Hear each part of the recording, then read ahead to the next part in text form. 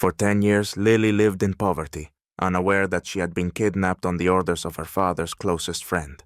When the truth came to light, her anger toward her family and the wealthy world reignited with a vengeance. How she reacted will astonish even those who thought they had seen it all. But let's start at the beginning. The disappearance.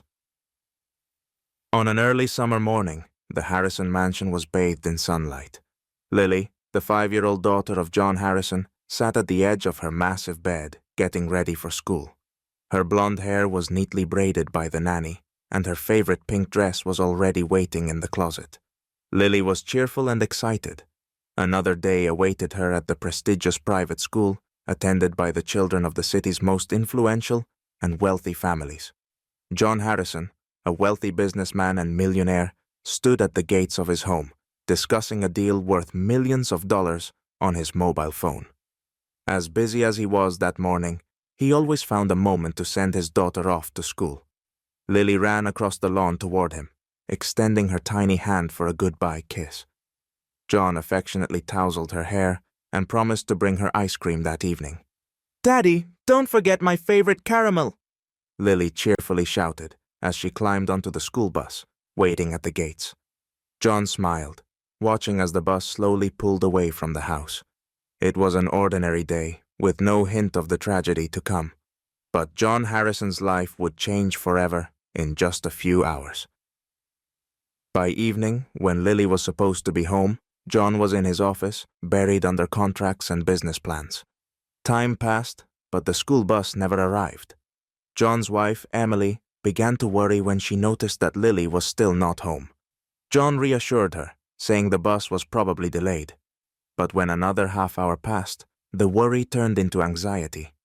He called the school, but the secretary on the other end, sounding confused, said that Lily should have gotten off the bus a long time ago. The alarm bell rang when the police called John. The school bus had been in an accident on one of the city's busy streets. The driver had lost control, but thankfully, most of the children escaped with only minor injuries. However, during the chaos of the evacuation, no one noticed that one girl had vanished. That girl was Lily. Panic seized the Harrisons. The police immediately launched a search, combing every street and corner of the area. John, using all his connections and influence, hired the best private detectives, offering any sum for any information. But the days dragged into weeks, and Lily was nowhere to be found. No one had seen her disappear or knew what had happened to her. All John had left was a sense of complete helplessness. His millions, his status, his connections, none of it could bring his daughter back. Every night turned into a nightmare. John stared at Lily's empty bed, tormented by thoughts of what he could have done differently. Guilt consumed him. Emily cried every night, and rumors began to spread throughout the town. "That's what they get for being rich," the neighbors whispered. "They have everything, but now God is reminding them that not everything can be bought with money." John knew people envied his wealth, but the pain was too great to care about anyone else's opinions. His life had fallen apart, and without Lily, nothing mattered anymore. A new life. 10 long years had passed since Lily's disappearance. Time had brought no comfort to John Harrison. At first, he had hoped the police would find his daughter, that some clue would lead her back home. But with each passing month, his hope faded until it was extinguished entirely. This had changed him beyond recognition. The John his friends and colleagues had known, cheerful, charismatic, and full of ambition, was gone. Now he was a cold, distant man who lived only for his work, trying to numb the pain and emptiness in his soul. His home, once filled with joy, had become dark and silent. Lily's room remained untouched, a memorial to her. John hadn't entered it in years, avoiding the painful memories it stirred. His wife, Emily, couldn't endure the constant grief and left him after 5 years, unable to live with a man who had become emotionally dead.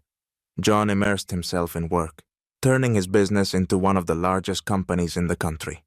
Day after day, year after year, he lived in a cold routine, avoiding connections with people, believing that no one and nothing could ever make him happy again. Love, justice, miracles, none of it mattered to John anymore.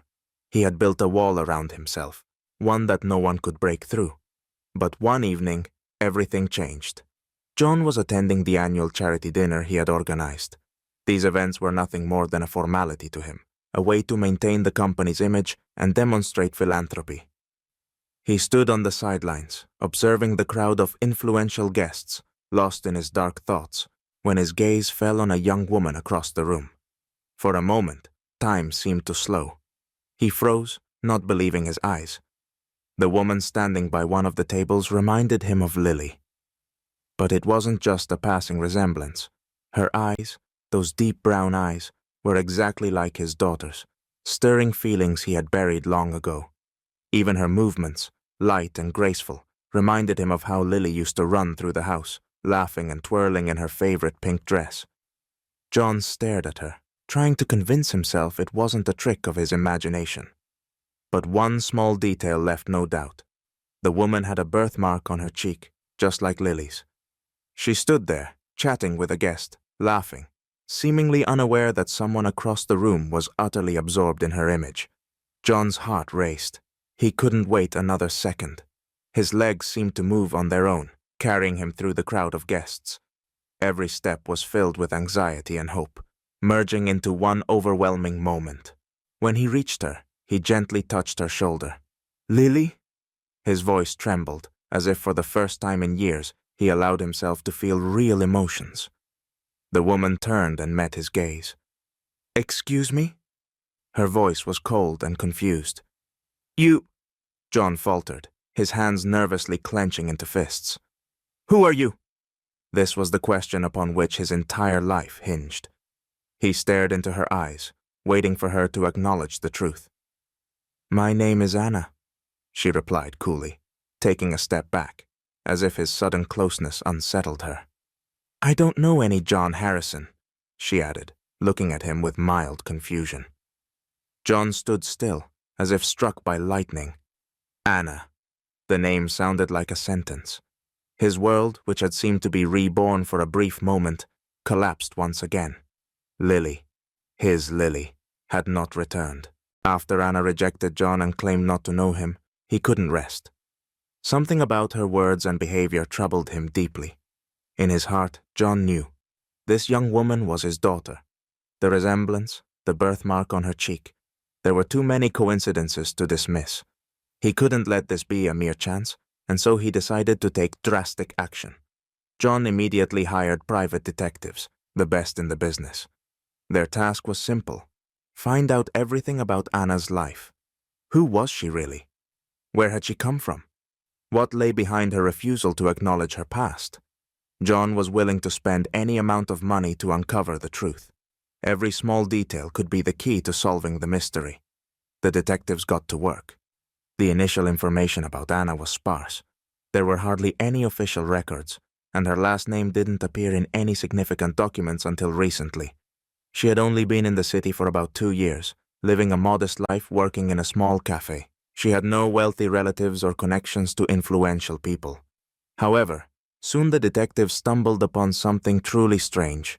They discovered that in the years prior, Anna had frequently moved from one city to another, never staying in one place for more than a few months, as if she was trying to hide or avoid someone's attention. The more they dug, the more inconsistencies they found in her background. Then, the detectives came across the first real clue. Lily Harrison's name appeared in an old, forgotten police report from a kidnapping case 10 years earlier. When they cross-referenced dates and events, the truth began to form a chilling picture. Anna was indeed Lily, John's daughter, who had been kidnapped 10 years ago. Soon, more details emerged, and they were harrowing. Lily had been abducted for ransom after the school bus accident. But something went wrong.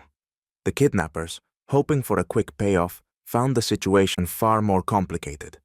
The police were searching for Lily everywhere, and the public attention made it impossible to demand the ransom. At first, the kidnappers kept Lily hidden, planning to wait until the commotion died down. But as time passed, their chances of getting the money diminished. They feared that any attempt to contact the Harrison family would lead to their capture. Gradually, the kidnappers realized they were losing control of the situation and decided to get rid of Lily. They didn't kill her, but abandoned the little girl in a small town under a false name, leaving her alone with no means to survive. She was forced to rely on the kindness of strangers. Lily, now Anna, spent years in utter poverty, bouncing from one family to another, working for food and shelter. Her childhood was shattered, and with each passing year, she forgot more of her previous life. Nothing was left of her luxurious upbringing in the Harrison mansion. No memories, no emotions.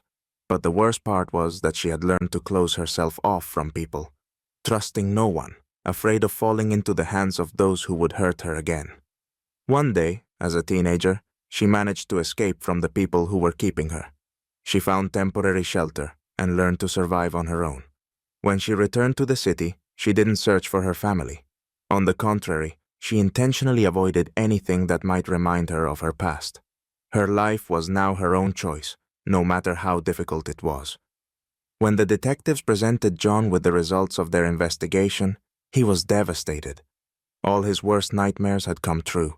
His daughter had been living in poverty all those years, isolated from her family and her past. She had grown up under a false name, suffering and struggling to survive. John was crushed by the realization that he had been unable to save her when she needed him most. He understood that now he faced an incredibly difficult task, not just to bring Lily home, but to earn her trust. Upon confirming that Anna was indeed his long-lost daughter, Lily, John couldn't wait another minute. He immediately arranged to meet with her, hoping she would recognize him and welcome him back into her life. He reached out to her through his private investigators and requested a meeting. Lily, now known as Anna, agreed, though her heart was filled with mistrust and hidden anger. She had no desire to see the father who, in her mind, had abandoned her to a life of suffering. Yet, curiosity won out, and she decided to give him a chance to explain himself. The meeting took place at John's lavish mansion, the very home that had once been Lily's. When she stepped into the grand hall, an overwhelming feeling of discomfort washed over her. Everything here seemed so distant from her current life, yet strangely familiar, like shadows of forgotten memories. John stood in the middle of the room, unsure of how to begin. He tried to contain his emotions, but the tremble in his hands betrayed his inner turmoil. "Lily." His voice wavered as he took a hesitant step toward her. Anna's gaze remained cold, her face a mask of indifference. "I'm Anna. Lily is in the past," she said sharply, her eyes filled with suspicion and pain. "You didn't find me then. I was alone. You were too busy with your wealth to look for me." Her words pierced John like a knife. He tried to explain how desperately he had searched for her, how he had spent his entire fortune in pursuit of any lead. But Anna wasn't listening. To her, the money, the grand mansion, all of it symbolized his failure. The years she had spent in poverty, the fear, the loneliness, they had created an impenetrable wall between her and her family. "You have no idea what I went through," Anna nearly shouted. "You live in your world of millions, while I could barely survive, relying on strangers. I was alone, and no one came to help me. Why didn't you find me?" John lowered his head, fully understanding the depth of her pain. He knew there was no answer that could erase the years of suffering she had endured. He had been broken by grief as well, but his pain could not compare to what Lily had gone through. The tension between them only grew as the days went by. Anna was filled with anger, while John struggled with his guilt and despair. He didn't know how to bring his daughter back into his life, how to regain her trust. Yet, despite the tension, Anna decided to stay for a few more days. A part of her still wanted to understand what had truly happened on the day she disappeared. A few days after their strained conversations, John's detectives finally presented the full report on Lily's kidnapping. It turned out that it hadn't been a random crime. Everything had been meticulously planned, and at the center of the conspiracy was John's close friend and business partner, Thomas Miller. For years, Miller had been envious of the Harrisons' success and wealth. He had been the one who had provided the kidnappers with information about Lily's whereabouts on the day of the bus accident. He had hoped that the kidnapping would lead to both financial and personal disaster for John, and his plan had worked. John was in shock. Thomas had been his right-hand man, his most trusted partner and friend. He could never have imagined that Thomas would betray him in such a way. The truth stunned everyone. Anna realized that her father had truly been searching for her, that he had been a victim of the same ruthless game that had ruined her life. Miller, driven by envy and a thirst for control, had destroyed their lives. Now that the truth was out, John and Lily stood at a crossroads. They could either let the past permanently ruin their relationship or try to start over. For Lily, the decision was agonizing. She still couldn't forgive her father for what had happened, but the revelation about Miller opened her eyes to the real events of those terrible years. On the last night before Lily was about to leave, she quietly approached her father. John was sitting in his study, lost in thought. Lily stood in the doorway, unsure of what to say, but finally, she spoke. "I want to try to get to know my family again. I can't promise that I'll forgive everything right away, but I want to try." Tears filled John's eyes. These were the first words of reconciliation in many years, and he knew that this was their chance to begin a new life.